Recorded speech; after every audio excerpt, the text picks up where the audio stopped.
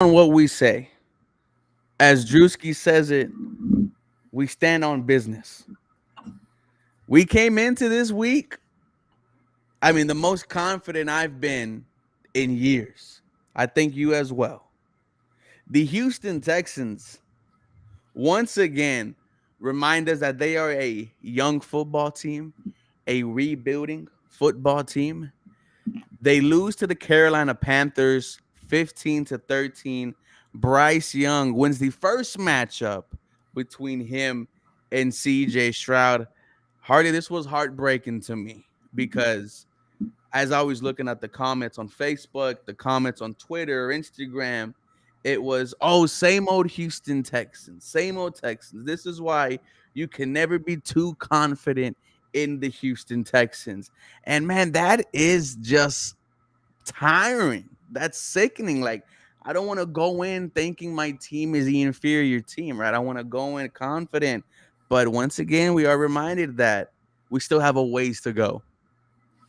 Yeah, it's a frustrating loss, man. 0-6 Panthers. They're injured. They're 0-6, young, new OC just coming in, taking over the play calling. This was not the Texans team that we hyped up on the Believe in Panthers podcast. Oh, no. This was not the team that we were hyping up. So, uh, with that said, it is what it is. You take the L and we keep it pushing.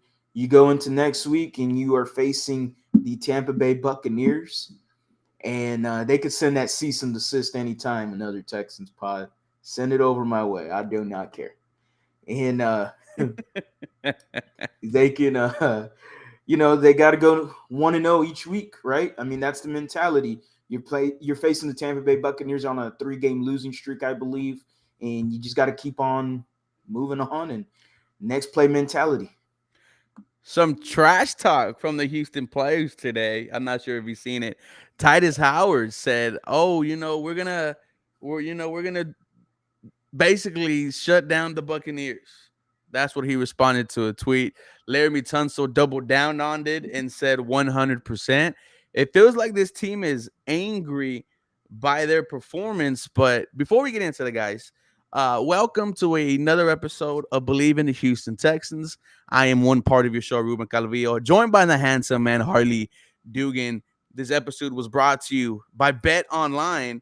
The last of the major pro sports league kicks off this week, and Bet Online is your top spot for all your NBA action this season.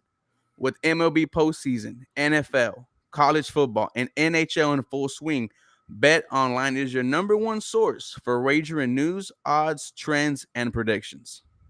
Get everything NBA at your fingertips with both desktop and mobile access for every sport anytime. Head to the Bet Online today to get in on the action. Don't forget, use the promo code BLEAV, BLEAV, and receive your first 50% welcome bonus on your first deposit. Bet Online, where the game starts.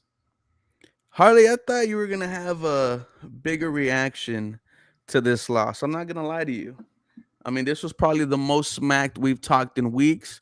We talked this being the start of your potential playoff push, and it was heartbreaking yesterday, man. It really was. All the reactions to the Carolina Panthers winning, and it's just like I know who was, the better football team, but they didn't show it yesterday. Um, a lot of people are upset at the Houston Texans offense, specifically Bobby Slowick. You have some fans already asking for him to get fired. No, I am nowhere near that. This is a first time offensive coordinator, but just did not have a good showing yesterday. No, it was not. It was it was a horrible first half of football that led to an even just as subpar second half of football. Overall, Bobby Slowick did not have a great game as an offensive play caller. CJ Stroud was held down. Only 5 pass attempts in the fourth quarter. That is something we throw on to Bobby Slowick. The continuous run plays when I'd rather see passing is something you can egg on Bobby Slowick. Yes, Should they have executed better? Absolutely. CJ Stroud mentioned it in the post game press conference. That they need to execute better. I thought he had Nico on the touchdown in the first quarter. I thought he had him, and he missed him. He throws it near almost the opposite shoulder. It was awkward. CJ had a few plays in the game where he was inaccurate and stuff that we haven't seen from CJ Stroud before. The tipped passes continuously was So 8 of just, them things, dude. I mean, it was so annoying. It was so annoying. I was like, oh, so this is what it feels like to play against JJ Watt. Okay, thank you very much. It was so annoying because, you could just imagine what CJ is looking at, if it's a completion or not. Like, it's annoying, to put it quite simply. It was not a great game of football by the Houston Texans, except defensively. There's nothing to hang their hat on with defensively. They did an amazing job all game. Sure, would you like to stop them at the very end of the game? Absolutely. I mean, what else can you ask from them? They had a goal line stand on fourth down, turnover on downs. Like, they did an amazing job this week, the Houston Texans defensively. So it's solely on the offense, and it's sputtering right now. They got to find a way to kickstart it, and that was basically the sentiment going into the post game press conference. Yeah, and I have a quote from CJ Stroud yesterday. This is from Aaron Wilson. I'm not saying I'm playing terrible, but I'm not making the plays I want to make. We got to be explosive like we want to be. We got to take some shots and be more explosive and make some plays down the field. We can't let them dictate us. That's me getting more trust from the coaches. We have the talent to be explosive. We showing, if not top 5 offense, top 10 offense. We can do it. Got to call and run it. That's why we haven't been consistent. Bobby Slowick has done a great job calling it. Hopefully, we start being a little bit more explosive. Explosive use about 5 or 6 times, right? He wants to air it out. What I like in that quote, it says, we can't let them dictate us. And I bring up the quote that our boy John Crumper put up earlier today. Damian Pierce and Devin Singletary combined for just one attempt into a stacked box on Sunday. Nico Collins, 86.4, and Tank Dell, 83.3, saw off coverage for most of their routes. Carolina dared Houston to take the ball from CJ and run. They happily indulged. We knew coming into this week that the Carolina Panthers defense was not good. We were hoping it was going to be a comeback game for Pierce and Singletary, but once again, just not there. And what was crazy is that's what Carolina wanted you to do, man. And you just did exactly that. You thought your offensive line was going to be better than their front 7, and it just wasn't the case. Again, this was not the Texans team we were hyping up on the Believe in Panthers podcast. Like, this was not the team that we were going, yeah, we're going to go in there and whoop your ass. Excuse me, excuse us. But you know what? Let's address this real quick. Excuse us for going out there and predicting a freaking whooping, a beat down. Excuse me. All right. There ain't no damn apology here. I'm going to do it again. All right. I have no problem doing it. Damn it. They're the 0-6 Panthers. Everyone's saying it's an embarrassing loss. It's a frustrating loss. Why? A, because the Texans play bad, and B, because the Panthers absolutely sucked. Okay, you had Ejiro Evero come out and all of a sudden become the defensive coordinator that I thought he should have been with the Carolina Panthers. Phenomenal game plan from him. Their offense didn't do nothing for me for the Carolina Panthers. The Texans still shut them down. They barely... We got held 15-13 is the final score. Like, that's a disgusting football game offensively. Okay, so excuse me, but I am not letting up. Excuse me for being elated and being an absolute fan of the Houston Texans. I am always going to predict this team to win almost every game I see fit. And damn it, it was an 0-6 team. They're injured. So excuse me one more time for saying that the Houston Texans would have whooped that ass every single time, 9 times out of 10. Just this Sunday, it was that 1 time out of 10. Oh, well. Yeah, I was kind of, we're being called a jinx. Harley. And it goes back to what I said, man. Like, I hate that I can't feel confident, in this football team, but you have to be. You can't go into a game thinking, "Oh, I could maybe win." No, I am going to win. So just to see all those comments calling this jinx, man, it's crazy. It's funny. Like you said, I'm sorry for being a fan. Yeah. Nonetheless, it's crazy. So for here on out, Harley, we're gonna predict a loss for the Houston Texans every single week just to keep the people happy. No, absolutely not. No. When I see a 0-6 football team, no Jeremy Chin, no JC Horn, they had to switch to their offensive coordinator for the first time, and you have one of your worst performances on offense. Like Harley said, you cannot fault the defense. No. 6 sacks, 2 of them by Jonathan Grenard. Fantastic. A goal line, 2.5 sacks. I apologize. Sorry. A goal line stands, turnover on downs. What more can you ask for the defense? Quite frankly, the Houston Texans took the ball out of CJ's hands.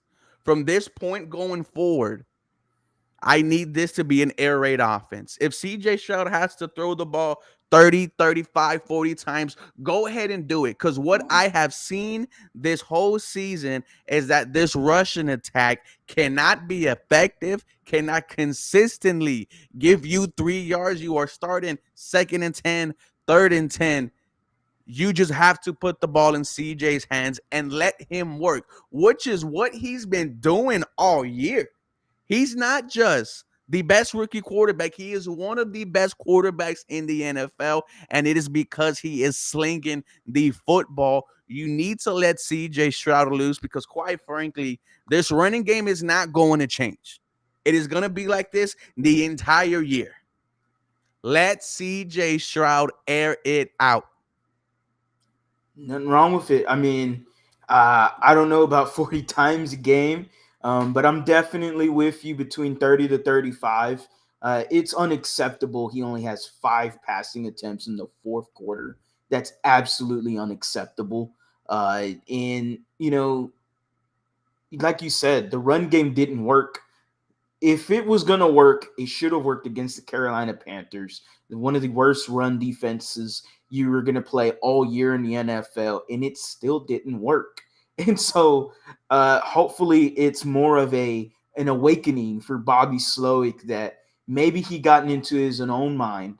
He saw that this team, and this is just speculation, Go ahead. maybe he got into his own mind, saw that this team was one of the worst run defenses in the NFL, and decided, hey, you know what? I'm going to utilize this week to get the run games going. And I understand it. We all know that if the run game gets going for this offensive scheme, we know that it's going to be just the world is your oyster. All right. We Mm-hmm. saw how it did with an Arian Foster Ben Tank combination. Sadly, we don't have those guys, and it's sad to say because Damian Pierce just last year was just running over people, looked fantastic. This year, I don't know what it is. He's lacking the ball carrier vision. He's not a scheme fit potentially. It's just he's more of a second running back now with this system. And there's nothing bad about it. He could be that smash mouth running back. He can get those extra yards at goal line running back for you. You could still utilize him. But now it's leaning more towards, man, I don't know if he's RB1 anymore. And that's where, you said that it's not ever going to be fixed. I mean, I have an obvious solution for the Houston Texans reaching the trade deadline tomorrow. It's so obvious that they won't do this, and I know they won't. We both know they won't. The people in the comment section know they won't. But I had just came out with the video a few minutes ago describing the most obvious answer for the Houston Can I Texans take at a running guess? back. Go ahead. Dalvin Cook. No. Ah, Even way better than Dalvin Cook. let us Way know. better. I just posted it on the YouTube channel, so if anybody does want to take a deeper look into my thoughts on it. But the New York Giants have already traded Leonard Williams. Why not go into there and ask them for Saquon. Saquon Barkley? I don't think this is crazy at all. Saquon Barkley, like we are at this point right now where we're getting tired of the run game. And my point of view is, okay, Nick, you know what you did in the offseason? In the draft, you went out there and got Will Anderson Jr., and you made Christmas come early for D'Amico Ryans. And I know tomorrow is Halloween, but why not make it Christmas for Bobby Slowick? If he's going to be stubborn and run the ball continuously, then damn it, why not give him a superstar running back to run that rock and give yourself a potential three-headed monster? And I don't care whose feelings are hurt whatsoever. We are here to help the team. And at the end of the day, the Texans are 3-4 with no offensive weapons. Sure, we got some crumbs. We got Nico Collins. We got Tank Dell.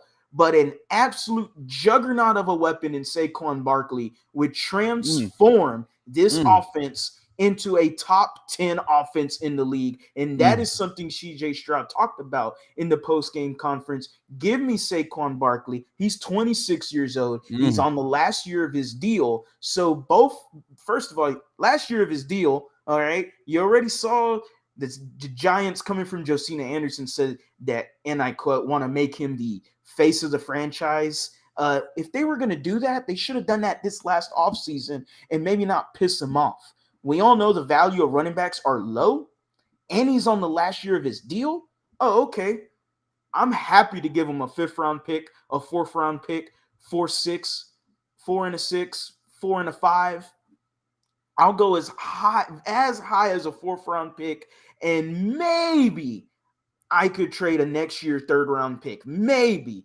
But I don't think the 3rd-round pick I would do it. I think it's too high. And you know my stance on running backs. I am not a big running back guy.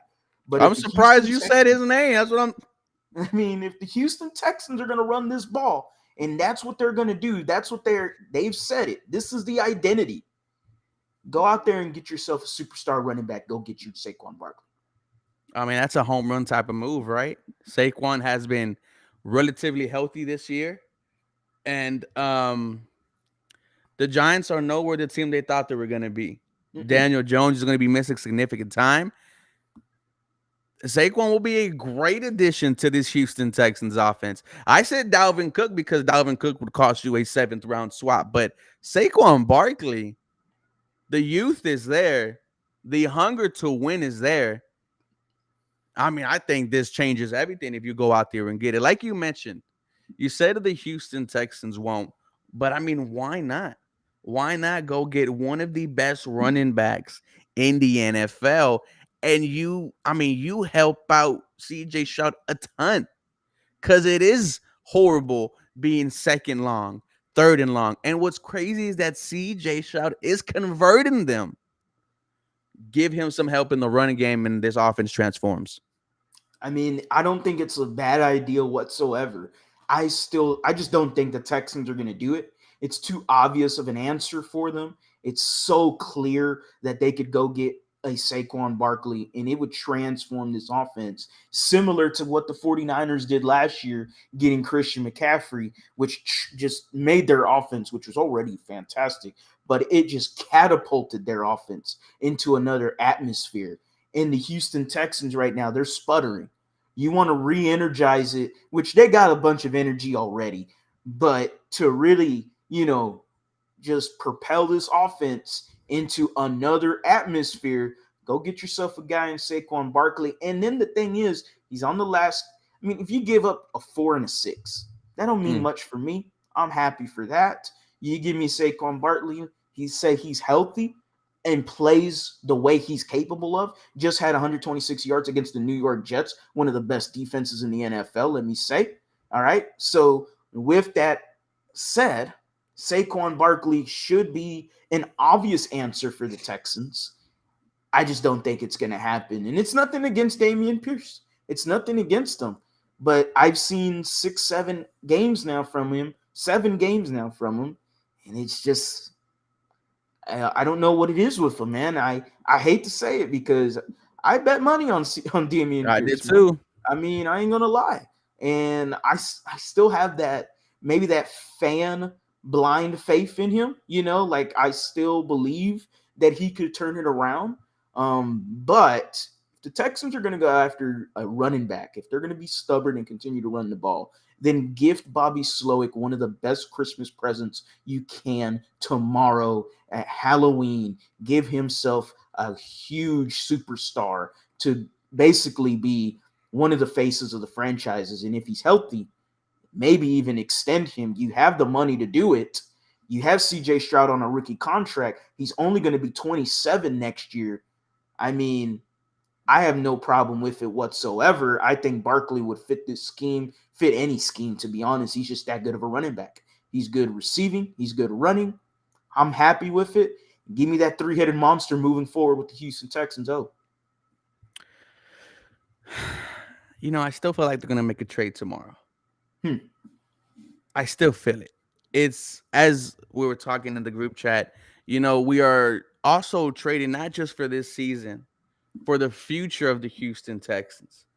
And I think if trading for Saquon Barkley, that could potentially do that.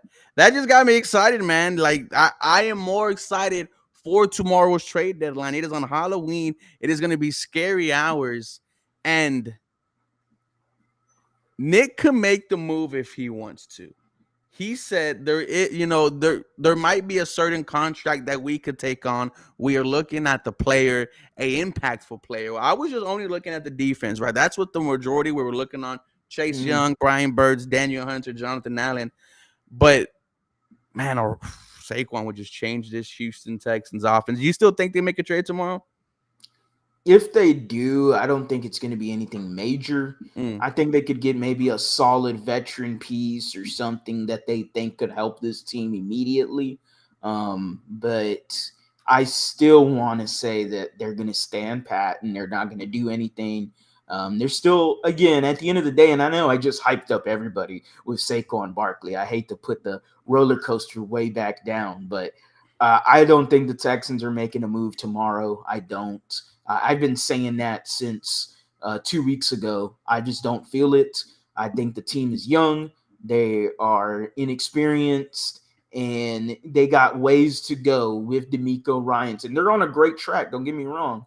But I just don't think I don't know what trade is out there, especially now being unlikely with the cap and everything that just followed through the deadline today. There was a cap issue with some of the players that have to eat money if they weren't, if teams didn't cut some players or whatever. I forgot how that tweet was worded from Texans cap. So, and Storm also retweeted it as well. So bringing in a veteran like Cordarrelle Patterson's not bad, just because he's a Swiss Army knife kind of a running back.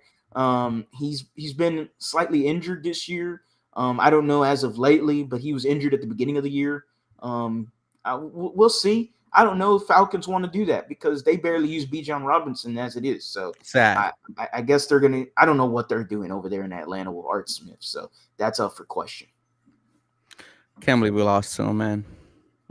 That's why the loss hurt a lot more yesterday, because you would have thought they learned against the Atlanta Falcons, right? You don't underestimate any team, but then you just get punched in the mouth by a 0-6 Panthers team. You had a lot of people saying, well, let me ask you, playoffs. Before this week, we were saying we have to start thinking about playoffs. Now, to me, it is still attainable. The goal does get a little bit harder. Now what you got to start fighting for that wild card. I mean, that's what Landry Locker said on our live stream a few days ago. So, I was kind of like, yeah, he doesn't sound wrong. I would love the division just for that bragging rights and everything, but he's not wrong. The wild card is something he's been looking at, and it's something we should have all been looking at. And sure, people can laugh all they want when we say playoffs. I still think this team has a chance at it. I mean, they're not out.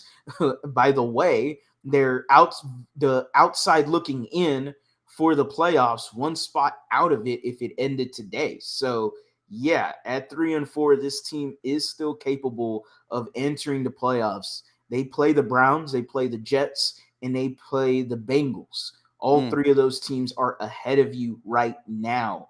and you play all three of them on your schedule. I'm not saying you're going 3-0 against them, but we've seen the Texans beat the Steelers. We've seen the Texans beat the Jaguars. We've seen the Texans beat the oh my goodness, the New Orleans Saints, and three teams that you were not favored against whatsoever. You're not going to be favored against the Bengals, I would say, after they beat the 49ers. You're not going to be favored, I think, against the Browns. And then the Jets, I think you could be favored, maybe only by 3, though. Who knows? But I'm not saying there isn't a chance to enter the wild card. All right. There's always a chance. We just saw the Panthers beat us. So there's always that any given Sunday mentality. I do think we learned from this though, because it sounded like the players were kind of upset that they lost as well. Enough True. to where Laramie Tunsil and Titus Howard were arguing with fans. That even till today, which is crazy to see. But I saw a comment in there, right? Like the Jaguars, they've been on a hot streak after we beat the hell out of them. Maybe this is the wake up call for the Houston Texans. I like how Robert Wood said, you can't get too high on a win, you can't get too low on a loss. But god damn it, man. I feel like we deserve some W's, man. I feel like we deserve to see this team beat the teams you are supposed to beat. Nonetheless, this offense is under a lot of speculation. As we mentioned before, nothing wrong with the defense. They did a fantastic job. Just did not turn the ball over. Will Anderson Jr., Harley, another week, another no sack. Did have a tackle for loss, though. Almost would have had a sack, but they got called back by a defensive holding. Some Will Anderson slander is going on the timeline. How do you feel about that? It's absolutely dumb. It is. What Will Anderson does sure doesn't reflect on the stat sheet at the moment. But everyone that's criticizing Will Anderson and then praising Jonathan Grenard is absolutely crazy. Uh, Will Anderson's creating so much attention on his side as a rookie, just as a rookie. Okay. And so I am not going to go crazy about this. A lot of people are saying, oh, he's only got 1 sack. And that's all they highlight. He's only got 1 sack. That's it. Nah, man. It's all right, man. It's all right. He's going to be just fine. The pressure rate is still high with him. Jonathan Grenard is manufacturing sacks, 2.5 this last week. Hopefully he continues to add more to it. And so I'm not gonna go crazy about Will Anderson just yet. Now, we just saw someone just tweeted out earlier, and we've been saying it. And there it is right there. The JJ Watt. That's exactly what I was gonna say. The JJ Watt comparison. And JJ Watt only had 2 sacks through this first 7 games. Will's got 1. All right. So JJ Watt ended up being arguably the best player ever defensively in NFL history. And I'm not saying Will Anderson's going to go down that same road, but he's going to be a damn good ball player. A damn good ball player. Kayvon Thibodeau. And yeah, nothing wrong with that either. I really wanted Kayvon Thibodeau in that draft. But regardless, no, but look how he's playing now, right? I think he's having a great season so far. Yes. Was not really being talked about his rookie year. Little legs, that's what they said. I'm on the same page as you. I think Will Anderson is going to be fine. Just a heartbreaking loss. We talked about the game the Houston Texans fall to the Carolina Panthers 15-13. Harley brought up the possibility of trading for running back Saquon Barkley. That has excited me the most. We'll have to check out that video from Harley. But guys, thank you for being a part of today's episode. A heartbreaking loss for the Houston Texans. Nonetheless, we are here, win, loss, or draw. Harley, let them know where they can find you, guy. No apologies whatsoever. Done. All right, and there's no apologies whatsoever. I gotta just reiterate that as always. But you could always find me at @thelead_HLU. We are on the road to 5,000 subscribers, currently on 4,300 right now. Appreciate everyone that has subscribed. Make sure if you missed the podcast, make sure you tune in and re-listen to it. The Believe in Texans podcast, anywhere where you stream all your podcasting platforms, Spotify, Apple, Google, whatever. And then, that's pretty much it. Remember, This episode is brought to you by Bet Online. Get you where the game starts. Yeah, And guys, thank you for being part. You can look me up. Just type in 713 Houston Sportcast in the search bar on Twitter at 713 HSP. We are H Town to Ridge Round. Thank you for being a part of today's episode. You guys have a real good and blessed